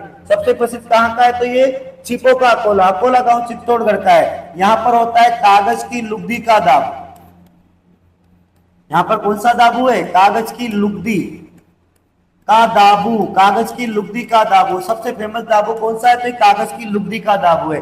कागज को पानी में गलाकर उसका पेस्ट बना लेते हैं और उस पेस्ट में चिपचिपा पदार्थ मिलाकर जहां जहां भी रंग नहीं करना है वहां पर कागज की लुगदी का पेस्ट लगा देंगे, ठीक है। और उसके बाद उसको सुखाकर क्या करेंगे? कपड़े को रंग में डुबोएंगे। तो जहां जहां भी कागज की लुगदी लगी वहां पर रंग नहीं चढ़ेगा, फिर उसको सुखाकर हटा लेंगे, ये दाबू प्रिंट हो गया। तो एक तो आपका कागज की लुगदी का दाबू जो सबसे प्रसिद्ध है और चीपो का अकोला में, अकोला गांव चित्तौड़गढ़ का है। लेकिन इसके अलावा अगर आपसे अलग से पूछ ले, विशेष रूप से पूछ ले कि मोम का दाबू, तो मोम का दाबू लगता है सवाई माधोपुर में। मोम का दाबू कहां लगता है? सवाई माधोपुर। मोम का दाबू किया जाता है सवाई माधोपुर में। इसके बाद यहाँ पर मिट्टी का दाबू भी है। राजस्थान में मिट्टी, काली चिकनी मिट्टी ले लेंगे, मोम तो आराम से पिघल जाएगा, कपड़े पे लग जाएगा। मिट्टी काली चिकनी मिट्टी को भी क्या करते हैं? दाबू प्रिंट के रूप में ये उपयोग करते हैं। और मिट्टी का दाबू जो बनता है, ये बनता है बाड़मेर में। कहां पर लगता है? बाड़मेर। और इसके अलावा राजस्थान में एक दाबू और प्रचलित है, गेहूं की बींधन, गेहूं की बींधन का दाबू। गेहूं की बींधन का दाबू लगता है सांगानेर। एक तो कहां पर है? सांगानेर, और एक है बगरू। और ये दोनों स्थान कहां पर है? तो मित्रों ये दोनों स्थान आप जानते हैं जयपुर में। ध्यान रखना, अगर दाबू प्रिंट के लिए एक जगह पूछ रहा है, एक फेमस जगह पूछ रहा है, तो प्राचीन काल से अकोला गांव में कागज की लुगदी का दाबू चला आ रहा है। लेकिन आपको अलग से पूछ ले, मोम का दाबू तो सवाई माधोपुर, मिट्टी का दाबू तो बाड़मेर, गेहूं की बींधन, गेहूं को साफ करने के बाद जो एक्स्ट्रा बच जाता है उसको पानी में गलाकर उसका दाबू लगा लेते हैं। सांगानेर और बगरू में दोनों स्थान कहां पर है? तो जयपुर में। ध्यान रखना, दाबू प्रिंट के लिए एक स्थान पूछ रहा है, तो कौन सा? अकोला गांव, जिसे चीपो का अकोला भी कहते हैं, चित्तौड़गढ़ में पड़ता है। बाकी अन्य ये है यहाँ पर। ध्यान दीजिएगा, प्रश्न नंबर 11, कठपुतली। कठपुतलियों का निर्माण मुख्य रूप से होता है, कहाँ होता है? ध्यान दीजिए, कठपुतली का निर्माण होता है उदयपुर, चित्तौड़ और जयपुर, 3 स्थानों पर होता है। उदयपुर में भी होता है, चित्तौड़ में भी होता है। पहला एक ही पूछ रहा है तो आप कहाँ जा रहे हैं? उदयपुर। और एक होता है जयपुर में। ये 3 स्थानों पर इसका निर्माण होता है, उदयपुर, चित्तौड़ और जयपुर। एक यहाँ पर उत्तर मिल रहा है आपको, एक जयपुर, उदयपुर। अब ये जो आपकी कठपुतली होती है, ये आडू, इसका निर्माण किससे होता है? तो आडू की लकड़ी से होता है। आडू एक एप्पल के जैसा फल है, एप्पल लाल लाल सा होता है, और ये आडू जो होता है थोड़ा सा गुलाबी रंग है, इसमें थोड़ा सा गुलाबी सा होता है, एप्पल की तरह फल है। और इसकी लकड़ी होती है आडू की लकड़ी। तो आडू की लकड़ी जो लचीली होती है, उसी से कठपुतलियों का निर्माण किया जाता है। ध्यान रखना, इस कठपुतली खेल को प्रसिद्धि दिलाने का काम किया है, किसने किया है? तो पद्मश्री देवीलाल सामर ने किया है। पद्मश्री देवीलाल सामर ने इसको प्रसिद्धि दिलाने का काम किया है। पद्मश्री देवीलाल सामर ने उदयपुर में भारतीय लोक कला मंडल की स्थापना की। तो इसी कारण अपने कठपुतली को इन्होंने पूरे संसार में फेमस किया, और इसको प्रसिद्धि दिलाने का श्रेय, इनको वायरल करने का श्रेय देवीलाल सामर को दिया जाता है। अच्छा, मैं यहाँ पर आपको 2 बात बताना चाहूंगा। अगर आपसे पूछे कठपुतली संग्रहालय कहाँ है? राजस्थान में कठपुतली संग्रहालय, तो कठपुतली संग्रहालय आपका उदयपुर में। कठपुतली संग्रहालय कहां पर है? तो उदयपुर में। और अगर आपसे पूछ लें कि कठपुतली घर कहाँ है? कठपुतली घर, तो कठपुतली घर है आपका जयपुर में। कहां पर है कठपुतली घर? तो ये जयपुर में। कठपुतली संग्रहालय उदयपुर में, कठपुतली घर कहां पर है? तो जयपुर में। ध्यान रखना, कठपुतली का निर्माण उदयपुर, चित्तौड़ और जयपुर में होता है, आडू की लकड़ी से होता है। इसे प्रसिद्ध करने का श्रेय देवीलाल सामर को दिया जाता है। कठपुतली संग्रहालय कहां पर है? तो उदयपुर में। कठपुतली घर कहां पर है? तो जयपुर में। ठीक है, यह है आपकी कठपुतली निर्माण। हाँ, इसको पिपेट भी कहते हैं आप लोग। क्या बोलते हैं इसको? पिपेट। प्रश्न नंबर 12 सुमेलित कीजिए। प्रश्न नंबर 12 क्या है? सुमेलित कीजिए। ध्यान दीजिएगा, यहाँ पर हस्तकला से संबंधित वस्तुएं दे रखी है और सामने दे रखी है उनसे संबंधित स्थान। नमदा, ध्यान देना, नमदा टोंक में बनता है। कहाँ बनता है? टोंक में बनता है। डोरिया, कोटा डोरिया, राजस्थान की बनारसी साड़ी कहाँ बनती है? कैथून, कोटा में। कोटा का एक स्थान है कैथून, जहां पर पूरे संसार का एकमात्र विभीषण मंदिर है, कैथून कोटा। इसके बाद अजरक प्रिंट, बाड़मेर, ज्यामितीय आकृतियों की अधिकता पाई जाती है। बताया था आपको पिछले पेपर में, ज्यामितीय आकृतियों की अधिकता पाई जाती है। एक है मार्बल मूर्ति निर्माण, संगमरमर की मूर्तियां कहाँ बनती है? तो संगमरमर की मूर्तियां बनती हैं आपकी कहाँ पर? जयपुर में। संगमरमर की मूर्तियां कहाँ बनती है? जयपुर में। तो इसका उत्तर हो जाएगा इस प्रकार से, देख लीजिए। एक का हो गया 2, इसके बाद कोटा डोरिया 5 पर जा रहा है, फिर अजरक प्रिंट 3 पर है, और आपका यहाँ पर मार्बल निर्माण कहाँ हो रहा है? तो ये हो रहा है आपका जयपुर। ठीक है, इसका उत्तर हो जाएगा 2, 5, 3, 1। ठीक है, प्रश्न नंबर 13। प्रश्न नंबर 13 ध्यान दीजिएगा। प्रश्न नंबर 13, ओलियो। ओलियो राजस्थानी लोक जीवन में किस अवसर से संबंधित है? ध्यान देना, ओलियो, ओलियो का मतलब होता है याद। ओलियो का मतलब क्या होता है? याद। अगर इसका शाब्दिक अर्थ पूछे तो क्या होता है इसका? याद। और ओलियो क्या है राजस्थानी संस्कृति में? तो अभी ये राजस्थानी संस्कृति में एक गीत है। क्या है ये गीत? और ये कब गाया जाएगा? तो पुत्री के विवाह के अवसर, पुत्र के विवाह का विदाई गीत है। पुत्री के विवाह के अवसर पर उसकी विदाई के समय ओलियो गीत गाया जाता है। मारी कवर बाईसा री ओलियो आवे गणेशा, ऐसा कुछ गीत है। तो ये ओलियो गीत कब गाया जाता है? ये गाया जाता है पुत्री की विदाई के समय, पुत्री के विवाह के अवसर पर उसके विदाई के समय ओलियो गीत गाया जाता है। बहुत महत्वपूर्ण गीत है, ध्यान रखना। कुछ 2-4 गीत और मैं बता देता हूँ आपको। एक गीत है चिरमी गीत। चिरमी, ध्यान रखना, एक चिरमी क्या है? एक पौधे का नाम है। चिरमी क्या होता है? एक पौधा होता है। इस पौधे को संबोधित करते हुए जो महिला होती है अपने ससुराल में अपने पिताजी और अपने भाई का शगुन मनाती है, उनका इंतजार कर रही है, तो चिरमी गीत गाती है। एक गीत होता है आपका जोरावा। एक गीत कौन सा आपका? जोरावा गीत। तो ये जोरावा गीत जो है ये पश्चिमी राजस्थान का विरह गीत है। एक तरह से अपने परदेश गए पति को संदेश भिजवाते समय ये गीत गाया जाता है। इसको कहते हैं जोरावा गीत। एक है आपका, अब एक गीत होता है आपका जला जलाल। कौन सा गीत है? जला जलाल गीत। तो ये जला जलाल गीत जो है ये वधु पक्ष की महिलाओं के द्वारा बारात देखने जाते समय गाया जाता है। वधु पक्ष की महिलाएं जो है बारात देखने जा रही, इस समय कौन सा गीत गा रही है? जलो जलाल गीत गा रही है। एक ओलू गीत हो गया आपका। एक मैं गीत बताऊं आपको, कुरंजा। एक गीत कौन सा है आपका? कुरंजा। तो कुरंजा भी एक पक्षी का नाम है। किसका नाम है? पक्षी का नाम है। तो ये गीत भी पश्चिमी राजस्थान में महिलाओं के द्वारा अपने परदेश गए पति को संदेश भेजते समय इस कुरंजा के माध्यम से संदेश भेजते समय गाया जाता है। एक कांगसिया गीत है। कौन सा गीत है? कांगसिया। कौन सा गीत है? एक कांगसिया गीत। तो ये श्रृंगार गीत है। हमारे छेल भवन स्वरूप कांगसियो पिटजारा ले गए, ऐसा कुछ गीत है, ये कांगसिया गीत है। इसके अलावा आबिके का एक कागा गीत है। कौन सा गीत है? एक कागा गीत। तो कागा गीत क्या है? आ जाते कौवा, कागा। कौवा जो है आपके मुंडेर पर बैठा हुआ है, तो ऐसे हालत में नायिका जो है वो इस कौवे से कह रही है, इसका शगुन मना रही है कि भाई एक काले कौवा तो उड़ के जा, काले कौवे तो उड़कर जा, और मेरे पति के परदेश से जो गए उनके आने का तू संदेश लेकर आएगा तो मैं तेरी चोंच को सोने की मंडवा दूंगी। ऐसा इसको क्या दे रही है? प्रलोभन दे रही है, इसको इसका शगुन मनाती है। इस प्रकार ये राजस्थान की कुछ बहुत प्रसिद्ध गीत है। चिरमी गीत, चिरमी एक पौधा है, तो ये महिला अपने ससुराल में अपने पिताजी और अपने भाई का मतलब इंतजार करते समय उनका वेट कर रही है, तब ये गीत गा रही है। जोरावा गीत पश्चिम राजस्थान में अपने परदेश गए पति को संदेश भेजते समय गाया जाता है। जला गीत वधु पक्ष की महिलाओं के द्वारा बारात देखने जाते समय ये गीत गाया जाता है। कुरंजा भी एक पक्षी है, तो ये पश्चिमी राजस्थान में इस कुरंजा पक्षी के माध्यम से महिलाएं अपने पति को संदेश भेजा करती थी। इसके बाद एक कांग्रेसिया गीत है, श्रृंगार गीत है, एक कागा गीत है, कागा कौवे। तो कौवे को लिए क्या कह रही नायिका, वो कह रही कि मेरे पति के आने का तो तुझे संदेश देगा तो मैं तेरी चोंच को सोने से मंडवा दूंगी, सोने की तरह सोने से जलवा दूंगी तेरी चोंच को। उड़ उड़ रे काला रे कागला, जद मारा पीयूजी घर आए। तो ऐसे कुछ बहुत अच्छे अच्छे गीत हमारे राजस्थान में कुछ प्रसिद्ध प्रसिद्ध गीत है। यहाँ पर इस प्रश्न का उत्तर ओलियू, ओलियू का मतलब याद। और ये गीत कब गाया जा रहा है, तो पुत्री के विवाह के अवसर पर उसकी विदाई के समय ये गीत गाया जाता है। इंपॉर्टेंट गीत है आपका ओलियू गीत। अब देखिएगा इसके बाद प्रश्न आ रहा है 14, प्रश्न नंबर 14, वाद्य यंत्र, वाद्य यंत्र और जाति से सुमेलित कीजिए। वाद्य यंत्र और जाति से क्या करना है आपको, सुमेलित कीजिए। सारंगी बजाते हैं लहंगा जाति के लोग, लंगा जाति के लोग। सारंगी कौन बजाते हैं, तो लंगा जाति के लोग बजाते हैं। पूंगी यानी बीन कौन बजाएगा, सपेरे बजाएंगे। कालबेली कौन बजाएंगे, कालबेली।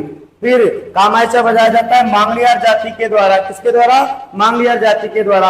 और रावण हत्ता वाद्य यंत्र विभिन्न लोक देवताओं की फड़ का वाचन करते समय भोपों के द्वारा बजाया जाता है। तो अभी इस प्रकार सुमेलित हो जाएगा। ए सारंगी, सारंगी कौन बजाते हैं, तो लहंगा जाति के लोग बजाते हैं, 3 हो जाएगा। बी यानी पूंगी बीन, तो बीन कौन बजाता है, सपेरे बजाते हैं यानी कालबेले बजाते हैं। सी यानी कामायचा, कामायचा कौन बजाते हैं, 2 यानी मांगलियार बजाते हैं। और रावण हत्ता, डी यानी क्या है, रावण हत्ता कौन बजाते हैं, 1 यानी भोपे। 3 4 2 1, 3 4 2 1, ये रहा इसका उत्तर, 3 4 2 1। अब ये और भी कुछ अन्य जातियां हैं जिसमें अभी जिसमें मैं यहाँ पर एक लाइन लिख रहा हूं, मैंने बनाई कि भजो साल तक काम, भजो साल तक काम। तो अभी इससे कुछ जातियां निकल रही हैं आपकी, जो उनके वाद्य यंत्र भी निकल रहे हैं और कुछ जातियां भी निकल रही हैं। इनके अलावा क्या बच रहा है, तो अभी भ से भपंग, भ से कौन हो जाएगा, भपंग। और जो से जोगी, तो भपंग कौन बजाएगा, जोगी जाति के लोग बजाएंगे।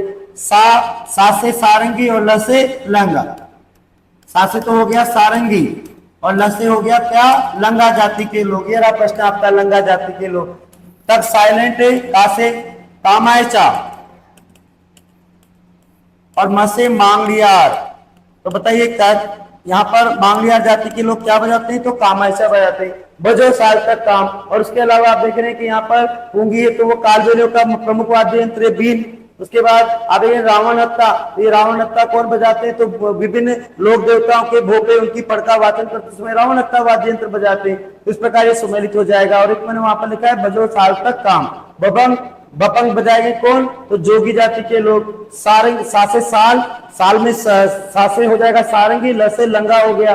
और कामायचा, का से कामायचा और म से मांगलियार जाति के लोग इसको वादन करते हैं यानी बजाने का काम करते हैं। तो ये आपका प्रश्न हो जाएगा यहाँ पर सुमेलित इस प्रकार से 3 4 2 1। ठीक है, वाद्य यंत्र। एक क्वेश्चन निकलेगा यहाँ से प्रश्न में आपके, प्रश्न नंबर 15, गरासियों, गरासियों द्वारा किया जाने वाला नृत्य कौन सा है। तो ध्यान दीजिएगा, यहाँ पर गरासियों द्वारा किया जाने वाला प्रमुख नृत्य कौन सा है, वालन नृत्य। वालन नृत्य बिना वाद्य यंत्र के किया जाता है। वालन नृत्य कब किया जाता है, कैसे किया जाता है, तो बिना वाद्य यंत्र के। यह जो नृत्य है ये होली, विवाह और गणगौर के अवसर पर किया जाता है।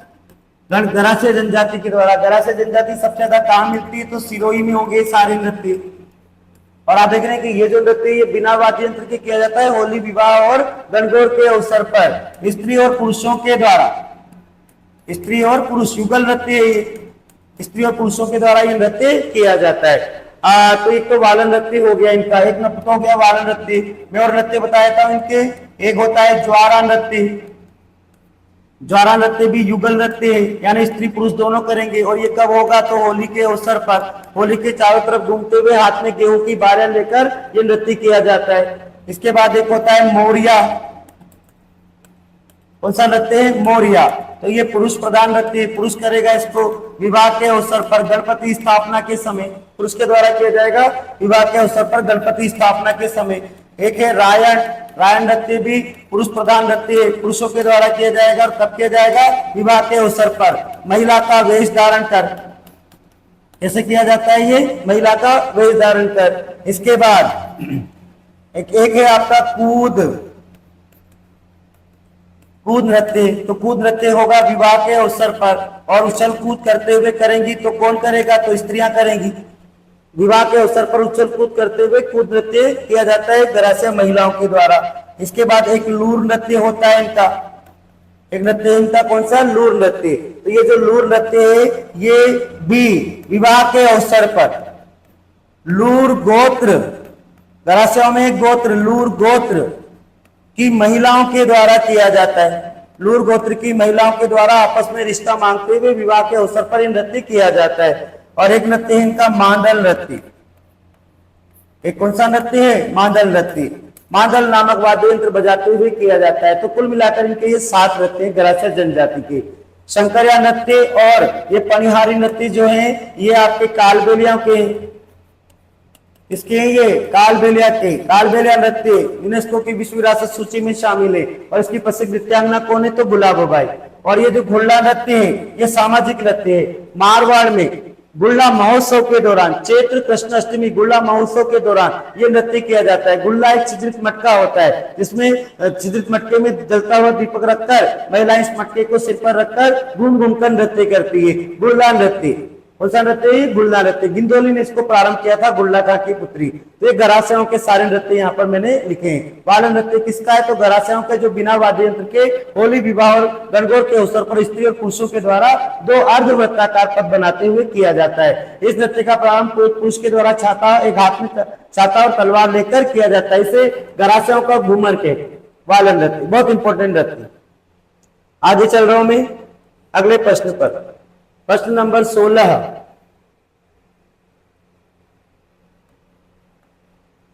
निम्न में से कौन सा नृत्य भीलों द्वारा होली के तीसरे दिन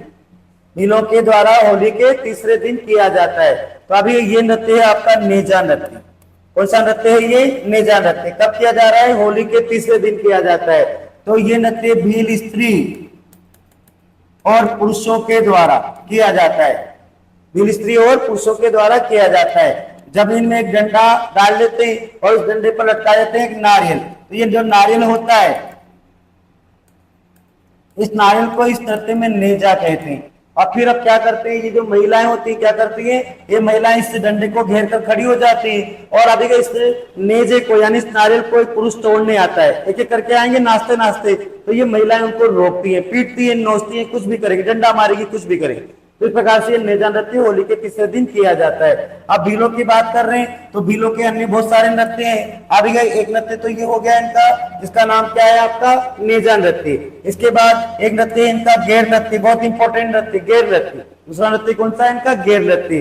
फिर इसके बाद तीसरे नृत्य की बात करूं तो तीसरा नृत्य इनका हो जाएगा द्विचक्री नृत्य, भीलों का द्विचक्री नृत्य। द्विचक्री, 2 चक्र बनेंगे तो युगल नृत्य स्त्री और पुरुष दोनों मिलकर करते हैं द्विचक्री नृत्य को। विवाह और होली के अवसर पर 2 चक्र बनाकर बाहरी चक्र में पुरुष बाएं से दाएं और भीतरी चक्र में महिलाएं दाएं से बाएं घूमती है। इसके बाद एक नृत्य इनका, एक नृत्य हो जाएगा द्विचक्री। एक नृत्य इनका हाथी मना नृत्य। विवाह के अवसर पर पुरुषों के द्वारा किया जाता है। हाथ में तलवार लेकर घुटनों के बल बैठकर सिर पर तलवार घुमाते हुए किया जाता है, एक नृत्य हाथी मना। इसके बाद एक नृत्य इनका राय नृत्य जिसको गौरी नाट्य कहते हैं। राय नृत्य जिसको क्या बोलते हैं, गौरी नाट्य।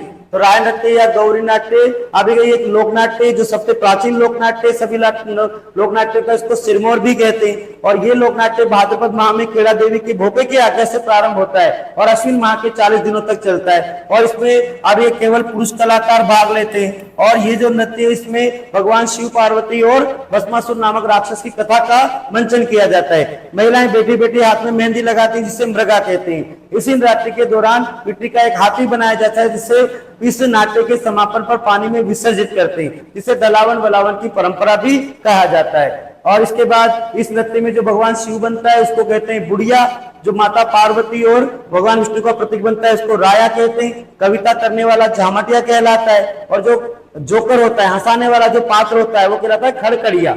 और जो अन्य पात्र होते हैं वो कहलाते हैं खेला या खेली।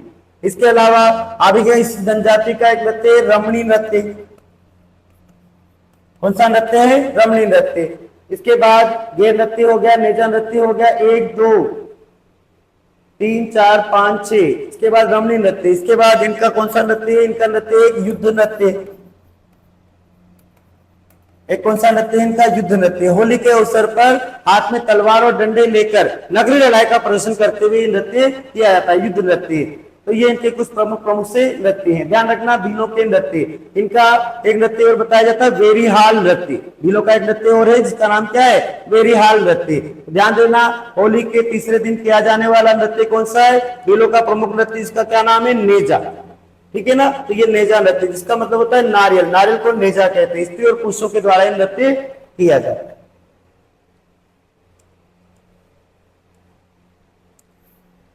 प्रश्न नंबर 17 सुमेलित कीजिए। ध्यान दीजिएगा, ये राम स्नेही संप्रदाय की पीठें हैं। सिंहतल, रेण, खेड़ापा, शाहपुरा। तो ध्यान दीजिएगा, इन पीठों की स्थापना किस किसने की है? मैंने एक ट्रिक बताई थी आपको, दर राखे हरि, दर राखे हरि सिंह की राम शाह, दर राखे हरि सिंह की राम शाह। द से दरियाव जी हो जाएंगे, र से रेण हो जाएगा। द से दरियाव जी और र से रेण। रा से रामदास जी और खे से खेड़ापा। उसके बाद हरि से हरि रामदास जी और सिंह से सिंहतल। उसके बाद राम से रामचरण और शाह से शाहपुरा। इस प्रकार सुमेलित हो जाएगा। देख लीजिए, दस से तो हो गया दरियाव जी, र से हो गया रेण। तो देख लीजिए दरियाव जी कहाँ आ रहे हैं आपके? ये रे दरियाव जी। और र से रेण कहाँ आ रहा है? तो ये आ रहा है र से रेण। उल्टा मिलान कर लेते। फिर रा से रामदास जी और खे से खेड़ापा। रा से रामदास जी ये रे, खे से खेड़ापा कहाँ आ रहा? तो ये रा खे से खेड़ापा। फिर हरि से हरि सिंह, हरि रामदास जी। सिंह से सिंहतल, तो हरि रामदास जी कहाँ आ रहे? ये आ रहे। और सिंह से सिंहतल ये आ रहा है। इसके बाद राम से राम शाह, तो राम से रामचरण जी और शाह से शाहपुरा। तो रामचरण जी कहाँ है आपके? ये रे रामचरण जी। इस प्रकार ये सुमेलित हो जाएगा, दर राखे हरि सिंह की राम शाह। तो ऐसे हालत में आप देख रहे हैं कि एक का कितना आ रहा है? तो एक का आ रहा है 2, एक का 2 ये रहा। फिर रेण का यानी संत दरियाव जी 4 हो गया। फिर 3 का 3 हो गया और 4 का हो गया 1। तो ये रहा इसका उत्तर, दर राखे हरि सिंह की राम शाह। ये सारी पीठे हो गए राम स्नेही संप्रदाय की। ये पीठे सबसे प्रमुख पीठ कौन सी है? तो ये शाहपुरा वाली पीठ है, मुख्य पीठ रामचरण की। ठीक है, इस प्रकार ये सुमेलित हो जाएगा। यहां पर अब बात करेंगे प्रश्न नंबर 18 की। प्रश्न नंबर 18, निम्नलिखित में से कौन सा युग्म लोक देवता और माता से सुमेलित नहीं है? कौन से लोक देवता है जिनकी माता से ये सुमेलित नहीं हो रहा है? देख लीजिए, तेजा जी, रामदेव जी की मेणा राम प्यारी नहीं है, ये राम कुंवरी है। लेकिन देख लेते हैं, रामदेव जी की मेणा दे है, बाबू जी की कमला दे है, गोगा जी की बाछल है। तो ऐसे हालत में ये राम प्यारी गलत है। इसमें यहाँ पर क्या आना चाहिए? राम कुंवरी। क्या आना चाहिए? राम कुंवरी या राजकुंवरी। तेजा जी की मम्मी का नाम राम कुंवरी या राजकुंवरी। तो इसका उत्तर हो जाएगा ये। बताइए, तेजा जी के पिताजी का क्या नाम था? ताहड़ जी। मम्मी है राम कुंवरी या राजकुंवरी। इनकी पत्नी का नाम था पेमल। उसके बाद रामदेव जी की मम्मी मेणा दे, पिताजी कौन है? तो अजमल जी। और पत्नी कौन है? तो नेतल दे। बाबू जी की मम्मी कमला दे, पिताजी कौन थे? दांदल जी राठौड़। मम्मी है कमला दे और इनकी पत्नी है फूलम दे, सुप्यार दे, सोडी। और गोगा जी की जो मम्मी उनका नाम है बाचल। इनके पिताजी जेवर जी हैं और इनकी जो पत्नी है वो है केलम दे, बाबू जी के बड़े भाई बूढ़ो जी की पुत्र। तो इस प्रकार आप देखिएगा, ये सारे यहाँ पर देख रहे हैं कि गलत कौन सा है? तो ये गलत है यहाँ पर तेजा जी। तेजा जी की मम्मी का क्या नाम होना चाहिए? राम कुंवरी या राजकुंवरी। यहाँ पर दे रखा है राम प्यारी, गलत। ये गलत हो जाए। सुमेलित नहीं है तो कौन सा सुमेलित नहीं है? ये सुमेलित। ठीक है, आगे चल रहे हैं अगले प्रश्न पर।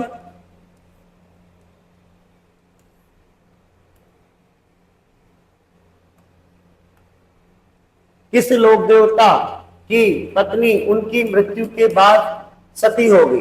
ध्यान रखना, राजस्थान के एकमात्र लोक देवता तेजा जी थे। कौन थे? तेजा जी, जिनकी पत्नी उनके साथ क्या हुई थी? सती हुई थी। इनकी पत्नी का क्या नाम है? इनकी पत्नी का नाम है पेमल।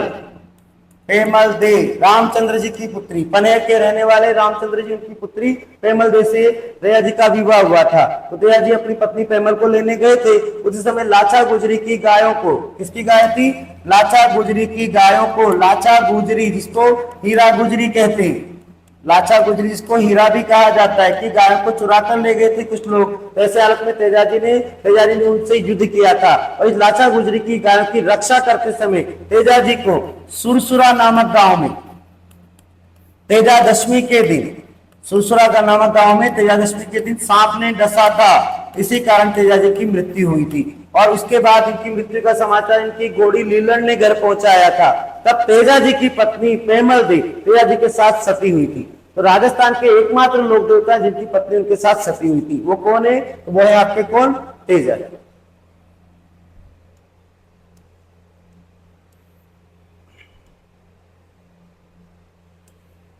प्रश्न नंबर 20,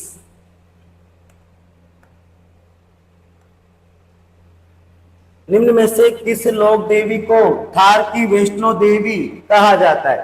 थार की वैष्णो देवी है तनोट माता। तनोट माता, थार की वैष्णो देवी कौन है? तनोट माता। तनोट माता को आगे थार की वैष्णो देवी, इनको रुमालों वाली देवी, इनको थार की वैष्णो देवी कहा जाता है, इनको रुमालों वाली देवी भी कहा जाता है और इसी को सैनिकों की देवी भी कहा जाता है। तनोट माता ही कौन सी देवी है? सैनिकों की देवी भी मानी जाती है। इस मंदिर का जो पुजारी होता है वो होता है बीएसएफ का जवान, सैनिक होता है, बीएसएफ का जवान होता है। ध्यान दीजिएगा इन माता के बारे में ऐसे मतलब ऐसा कहा जाता है कि 1965 में 1965 में भारत और पाकिस्तान का युद्ध हुआ था। भारत वर्सेस पाकिस्तान का क्या हुआ था? युद्ध हुआ था। आपने बॉर्डर फिल्म देखी होगी, बॉर्डर फिल्म की कहानी है, 1965 का युद्ध है। तो उस युद्ध में आप देखिएगा पाकिस्तान की सेना ने इस मंदिर में कई सारे गोले दागे थे पर एक भी गोला नहीं फटा। तो इस युद्ध में भारत की पाकिस्तान पर हुई थी विजय, भारत की पाकिस्तान पर क्या हुई थी? विजय। तो इसी उपलक्ष्य में सरकार ने यहाँ पर विजय स्तंभ भी बनाया है। इसी उपलक्ष्य में यहाँ पर भारत सरकार ने क्या बनाया है? विजय स्तंभ भी बनाया है। यही है आपकी थार की वैष्णो देवी, जिन्हें रुमालों वाली देवी भी कहते हैं और सैनिकों की देवी भी कहते हैं। तनोट माता जैसलमेर में, कहां पर है? जैसलमेर बॉर्डर पर, बिल्कुल बॉर्डर पर स्थित है ये मंदिर। 1965 की कहानी जो आपने बॉर्डर फिल्म में देखी है वो इसी मंदिर, मतलब उस फिल्म में इस माता की ही बात की जा रही है। यहीं पर बम वगैरह फोके गए थे लेकिन एक भी बम यहाँ पर नहीं फूटा था। तो ये आप देखिएगा तब से मान्यता बढ़ी और इसका पुजारी कौन हुआ? सैनिक। सैनिक यहाँ पर क्या करता है? पूजा करता है। प्रश्न नंबर 21, चंद्रभागा का प्रसिद्ध मेला। मैं बता रहा हूं, शुरू से कह रहा हूं, बार बार कह रहा हूं, कार्तिक पूर्णिमा के जो मेले अक्टूबर नवंबर में भरते हैं और अक्टूबर नवंबर में आती दीपावली आपकी कार्तिक पूर्णिमा। ऐसे हालत में कार्तिक पूर्णिमा चंद्रभागा का प्रसिद्ध मेला अक्टूबर नवंबर में कहां भरता है? तो बताइए कहां भरता है? ये भरता है कहां पर? झालरापाटन झालावाड़ में। ध्यान देना, अक्टूबर नवंबर यानी कार्तिक पूर्णिमा, तिथि अगर पूछ ले तो क्या आएगी? कार्तिक पूर्णिमा। कार्तिक पूर्णिमा, गुरु नानक जयंती है इस दिन। तो इस दिन आप देखिएगा तो आपके बहुत सारे मेले भरते हैं। केशवराय पाटन का मेला भी इसी दिन भरता है, पुष्कर का मेला भी इसी दिन भरता है। इसके बाद झालरापाटन में चंद्रभागा मेला भी इसी दिन भरता है। उसके अलावा अभी एक मेला भरता है कपिलधारा का मेला। एक कौन सा मेला है? कपिलधारा। कपिलधारा का मेला, कपिलधारा पड़ता है 12 में। ये मेला भी इसी दिन कार्तिक पूर्णिमा के दिन भरता है। और एक भरता है कोलायत में, कोलायत में भरता है कपिल मुनि का मेला। कोलायत बीकानेर, कोलायत कहां पड़ता है? बीकानेर में। किसका मेला भरता है? तो कपिल मुनि का। तो ये बहुत सारे मेले, 5 मेले कार्तिक पूर्णिमा अक्टूबर नवंबर में इसी दिन एक ही दिन भरते हैं, कार्तिक पूर्णिमा के दिन। पुष्कर में भरता है, केशवराय पाटन में भरता है, चंद्रभागा मेला झालरापाटन में भरता है। इसके अलावा कपिलधारा का मेला 12 में भरता है। कोलायत में कपिल मुनि का मेला भी इसी दिन भरता है। ये बहुत इंपॉर्टेंट मेला है आपका, ये बार बार आपको परीक्षा में घुमाता है, बार बार आता है ये क्वेश्चन। मैं आपको हर पेपर, मॉडल पेपर में प्रश्न बता रहा हूँ, आपको कार्तिक पूर्णिमा के मेले बता रहा हूँ। अच्छा, इस दिन ही गुरु नानक जयंती भी इसी दिन आती है। सिख धर्म के संस्थापक भगवान गुरु नानक का जन्म भी इसी दिन हुआ था, तलवंडी ग्राम लाहौर में, जो ननकाना साहब के नाम से प्रसिद्ध है। 22 प्रश्न नंबर 22, सुमेलित कीजिए। एक तरफ दे रखा है स्थान और एक तरफ दे रखा है होली का प्रकार। महावीर जी में कौन सी होली खेली जाती है? लठमार होली है। महावीर जी में कौन सी होली है? लठमार होली। इसके बाद भिनाई कोड़ामार होली। सांगोद का नहान प्रसिद्ध है। और बाड़मेर में पत्थरमार होली। बाड़मेर में कौन सी होली है? पत्थरमार होली। और बाड़मेर में अभी की पत्थरमार होली के साथ साथ इलोजी की बारात भी निकाली जाती है। और ये बारात पहले तो खुशी के साथ प्रारंभ होती है, लेकिन अंत में बाद में रोने लग जाते हैं। होलिका की मृत्यु हो गई, इलोजी के मंगेतर है वो। तो ऐसे हालत में ये जो आपका सम्मिलित हो जाएगा। एक का क्या है? महावीर जी में कौन सी होली प्रसिद्ध है? तो लठमार होली, 3 हो जाएगा। बी यानी भिनाई में कोड़ामार होली, 1 हो जाएगा। सी यानी सांगोद का क्या प्रसिद्ध है? 4 यानी नहान। उसके बाद बाड़मेर यानी डी में क्या कौन सी होली है? पत्थरमार होली यानी 2। 3 1 4 2 ढूंढ लीजिए। 3 1 4 2 ये रहा, 3 1 4 2 उत्तर हो जाएगा इसका 3 1 4 2। इस प्रकार से ये होली मनाई जाती है धुलंडी के दिन। चैत्र कृष्ण प्रथमा धुलंडी के दिन ये सारे त्योहार यहाँ पर मनाए जाते हैं।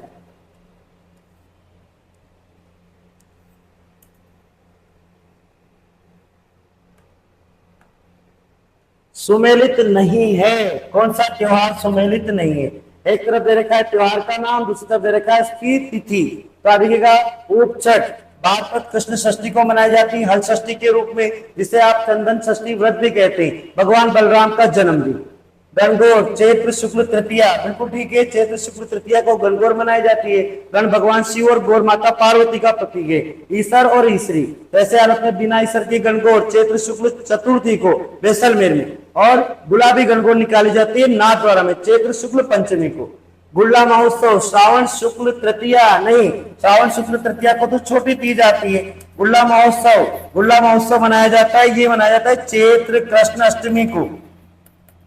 कब मनाया जाता है? चैत्र कृष्ण अष्टमी को मारवाड़ में शीतला अष्टमी के दिन।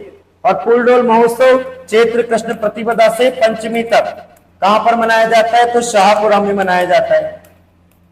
शाहपुरा भीलवाड़ा, रामस्नेही संप्रदाय की मुख्य पीठ शाहपुरा भीलवाड़ा में। तो कौन सा सुमेलित नहीं है? गुल्ला महोत्सव कब मनाया जाएगा? चैत्र कृष्ण अष्टमी को। ये श्रावण शुक्ल तृतीया के राज्य दिन तो छोटी तीज आती है। तो इस हालत में इसका यही सुमेलित नहीं। इसका उत्तर हो जाएगा गुल्ला महोत्सव चैत्र कृष्ण अष्टमी को आएगा, या नहीं आएगा, गलत हो गया। प्रश्न नंबर 23, दुतई गदर डगला कानो मिर्जाई, ये सब क्या है?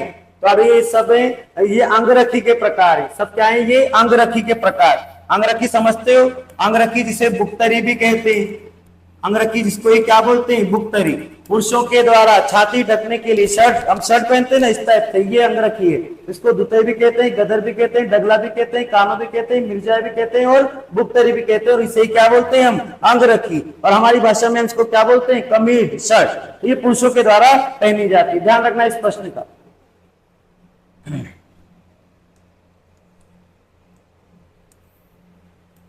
प्रश्न नंबर 25, देखो, अंग और आभूषण सुमेलित कीजिए। अंग और आभूषण सुमेलित कीजिए। सिर, ध्यान दीजिए। मैं आप लोगों को समय समय पर मैंने सभी पेपर में आपको आभूषणों की ट्रिक्स दी है, ध्यान दीजिएगा। सिर की क्या ट्रिक है? तो सिर में शीश रख,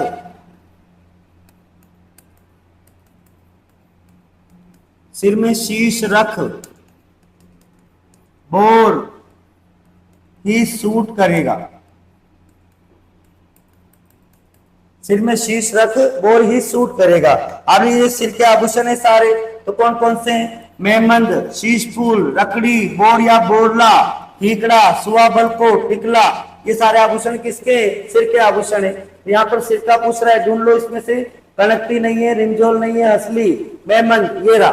सिर का आभूषण कौन सा है? मेहमंद हो जाएगा। इसके बाद गला लिखा है यहाँ पर, तो गले के लिए क्या पढ़ा है हमने, क्या टिक बताई मैंने आपको? ताती आज बम को माच, बम का ताती आज बमका माच देती है। ताती आज बमका, एक मिनट रुक जाइए, ताती आज बमका माच देती है। कौन कौन से आभूषण है देख लीजिए। टाकली, टिमणिया, आड़ चंद्रहार, बजंती, मंगलसूत्र, कांठला, मांदलिया, चंपाकली और हेती देती है असली। तो अब देख लीजिए इसमें कौन सा पूछ रहा है, गले का आभूषण ढूंढ लेंगे। कनकटी नहीं है, रिमझोल नहीं है, असली, ये रहा असली। हसे असली, हसे क्या बनेगा, असली। तो ये असली कहाँ का है, गले का आभूषण है। ये आपका यहाँ पर इस प्रकार से सुमेलित हो जाएगा। फिर कमर, तो कमर के 3 आभूषण है, तो कनकटी होता है, करधनी होता है, झांझर होता है।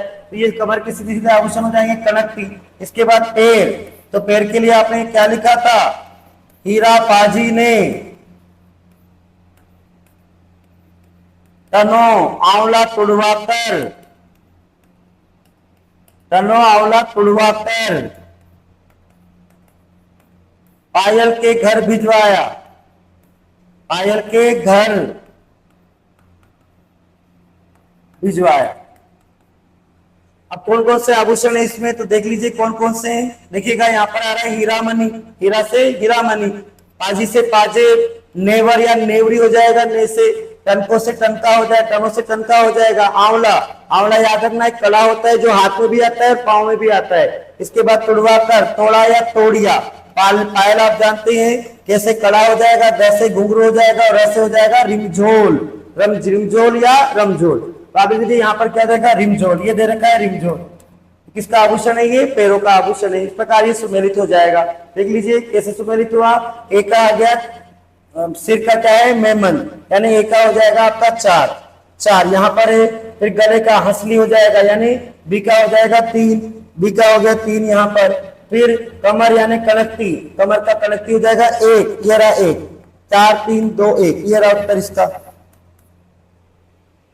बताए थे आपको पेपर में, पिछले पेपर में भी मैंने ट्रिक्स दी है आपको सारी, ठीक है। इस प्रकार ये आभूषण यहाँ पर सुमेलित हो जाएगा। आगे चलते हैं अगले प्रश्न पर। अगला प्रश्न आ रहा है आपका 26। ओगनिया, फिर आभूषण आ गया। ओगनिया, ओगनिया कहाँ पहना जाने वाला आभूषण है, तो ओगनिया है कहाँ का, कान का।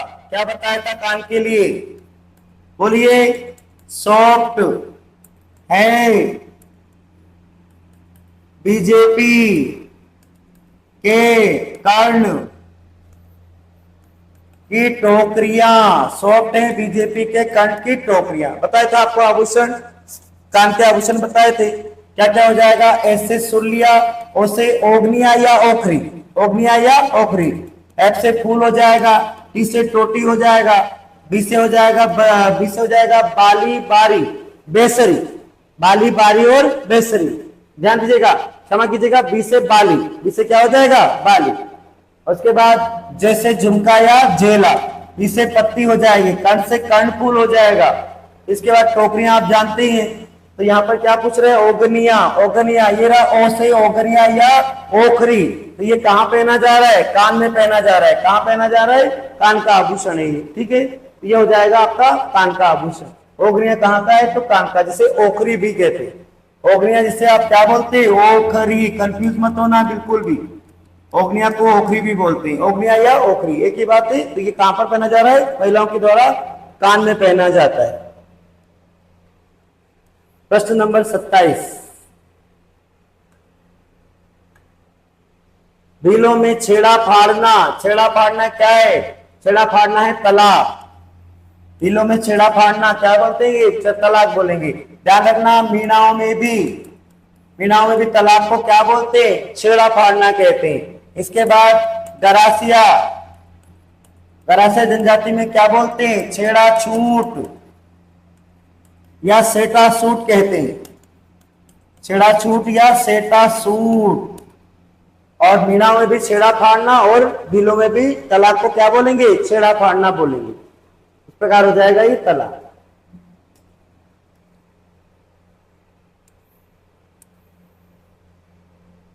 प्रश्न नंबर 28। राजस्थान के किस जिले में सहरिया जनजाति केंद्रित है। कहां पर केंद्रित है भाई, ये 12 कहां पर केंद्रित है सहरिया जनजाति? बारा। बारा के दो क्षेत्र हैं, एक तो है कौन सा? शाहबाद, और एक कौन सा है? तो किशनगंज। शाहबाद और किशनगंज क्षेत्रों में राजस्थान में सर्वाधिक सहरिया जनजाति के लोग निवास करते हैं। राजस्थान की सबसे पिछड़ी हुई जनजाति है, इसलिए सरकार ने इसको आदिम जनजाति समूह में रखा है। शहर शब्द से उत्पत्ति हुई, जिसका तात्पर्य होता है जंगल। शहर शब्द से उत्पत्ति मानी जाती है, इसका तात्पर्य क्या होता है? जंगल। राजस्थान की ऐसी जनजाति जिसमें महिलाएं पुरुषों से अधिक काम करती है, महिलाएं कभी भी अपने बड़ों का बाहर जाते समय कभी घूंघट नहीं लेती हैं। इनका मुख्य व्यवसाय अभी महुए से शराब बनाना और तेंदुपत्ते से बीड़ी बनाना होता है। सहरिया जनजाति में मुखिया को कोतवाल कहते हैं। क्या बोलते हैं? कोतवाल। तो ये कौन सी जनजाति है आपकी? सहरिया जनजाति। कहाँ मिलेगी? बारां के शाहबाद और किशनगंज क्षेत्रों में आपको सर्वाधिक मिलेगी राजस्थान। प्रश्न नंबर 29, त्याग प्रथा। राजस्थान में त्याग प्रथा का संबंध किस वर्ग से? तो भाई साहब ये है राजपूतों से, क्षत्रिय। किससे संबंध है? राजपूतों से, क्षत्रियों से। आज मैं इसको पालपोत बारहट भी कहते हैं। पालपोत बारहट, पालपोत बारहट भी कहते हैं। त्याग प्रथा को कहते हैं पालपोत बारहट, जिसका उन्मूलन मेजर लुडलो ने किया था जोधपुर रियासत से। इस पर प्रतिबंध किसने लगाया था? तो मेजर लुडलो ने लगाया था। कहां से लगाया था? तो जोधपुर, जोधपुर रियासत से अंग्रेज अधिकारी मेजर लुडलो ने इस पर प्रतिबंध लगाया था। अब त्याग प्रथा होती क्या है? तो अब ये होती है कब? विवाह के अवसर पर। विवाह के अवसर पर जब दूल्हा क्या करता है? तोरण मारता है। तो तोरण मारता है तो उस समय पर चारण, भाट और जागा जाति के लोग वधु पक्ष की वंशावली गाते हैं। क्या करते हैं? वधु पक्ष की वंशावली गाते हैं, मतलब वधु पक्ष की तारीफ करते हैं। वर पक्ष के सामने वधु पक्ष की क्या करते हैं? वंशावली गाते हैं, उनकी तारीफ करते हैं। और फिर ये चारण, भाट और जागा जाति के लोग वधु पक्ष यानी कि क्षत्रिय राजाओं से कुछ भी मांग लिया करते थे। तो ये त्याग प्रथा क्या थी? ये त्याग प्रथा, जिसका उन्मूलन किसने किया है? मेजर लुडलो ने किया है जोधपुर में। और इसकी कब होती है? तो विवाह के अवसर पर तोरण, दूल्हे के तोरण मारते समय चारण, भाट और जागा जाति के लोगों द्वारा वधु पक्ष की वंशावली की गाई जाती थी। और फिर बाद में ये लोग क्या करते थे? उस वधु के पिता से कुछ भी मांग लिया करते थे। तो ये त्याग प्रथा है, जिसको पालपोत बारहट के नाम से भी जाना जाता है, जो अभी क्या है? समाप्त हो चुकी है। अगले रॉ में अगला प्रश्न, अंतिम प्रश्न आ रहा है इसके बाद आपके पास। प्रश्न नंबर 30, गोरबंद आभूषण। गोरबंद आभूषण है, ध्यान दीजिएगा, ये गोरबंद कौन सा आभूषण है? तो ये गले, ऊंट के गले का आभूषण है। इसका आभूषण है ये, ऊंट के गले का प्रमुख आभूषण है। ध्यान देना, ऊंट का श्रृंगार करते समय ये गोरबंद गीत भी गाया जाता है। गोरबंद गीत भी गाया जाता है। कौन सा गीत है? गाया चरावती गोरबंद गूंथियो, भैंसा चरावती पोयो मारा राज, वो वाला गीत है। गोरबंद गीत भी है और गोरबंद आभूषण भी है। और ये आभूषण किसके, कहां पर है? ऊंट के गले में। ध्यान रखना, ऊंट का जो कुबर निकला रहता है, उस कुबर से लेकर गले तक ये गोरबंद नामक आभूषण ऊंट को पहना जाता है, इसका श्रृंगार करते समय। और ध्यान रखना, पश्चिमी राजस्थान में ऊंट का श्रृंगार बहुत फेमस, बहुत प्रसिद्ध। ध्यान रखना, ये ऊंट का एक गले का आभूषण है और साथ ही साथ गोरबंद एक गीत भी है। ध्यान रखना, गोरबंद एक गीत भी है। और ये गीत कब गाया जाएगा? तो ऊंट का श्रृंगार करते समय ये गीत पश्चिमी राजस्थान में गाया जाता है। तो इस प्रकार ये आपके 30 बहुत ही कल्चर से महत्वपूर्ण प्रश्न में लेकर आए इस मॉडल पेपर में। आगे मैं अगले मॉडल पेपर में और भी आपसे महत्वपूर्ण प्रश्नों की चर्चाएं करूंगा। धन्यवाद।